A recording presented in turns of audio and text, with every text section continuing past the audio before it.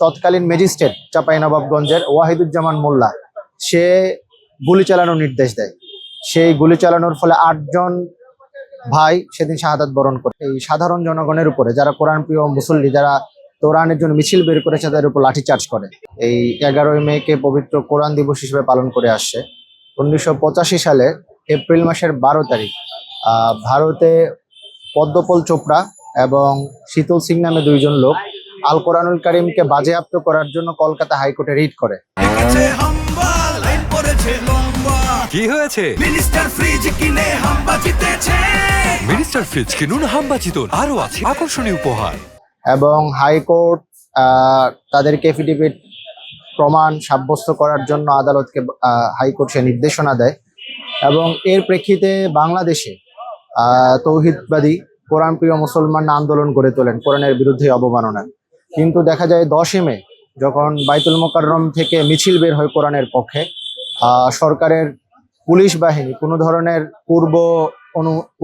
পূর্ব অনুমতি ছাড়াই তারা এই সাধারণ জনগণের উপরে, যারা কোরআন প্রিয় মুসল্লি, যারা কোরআনের জন্য মিছিল বের করেছে, তাদের উপর লাঠিচার্জ করে।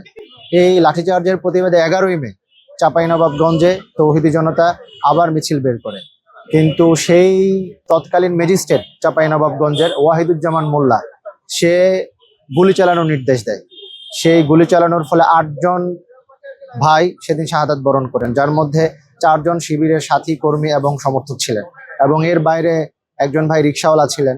এবং এই যে ওয়াহিদুজ্জামান মোল্লার কথা বলা হচ্ছে, তিনি পরবর্তীতে মাফিয়া হাসিনার তার উপদেষ্টা ছিলেন।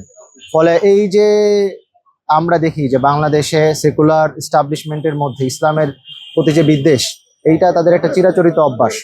এবং এর বাইরেও আমরা গত বছর 2023 সালে দেখেছি, যখন হাসিনা ক্ষমতায় ছিল, এই বটতলায় একটি কোরআনের অনুষ্ঠান আয়োজন করা হয়েছিল, কোরআন তেলাওয়াত। সেই কারণে যারা আয়োজন করেছিল, যে সমস্ত শিক্ষার্থীরা আয়োজন করেছিল, তাদের বিরুদ্ধে শোকজ নোটিশ করা হয়েছে।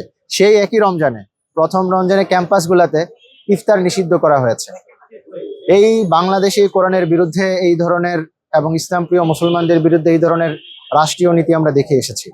ফলে সেই 1985 সালের ঘটনাকে স্মরণ করে বাংলাদেশ ইসলামী ছাত্র শিবির প্রত্যেক বছরই কোরআন দিবস পালন করে যায়। তারই ধারাবাহিকতা এই বছরও আমরা কোরআন দিবস পালন করছি।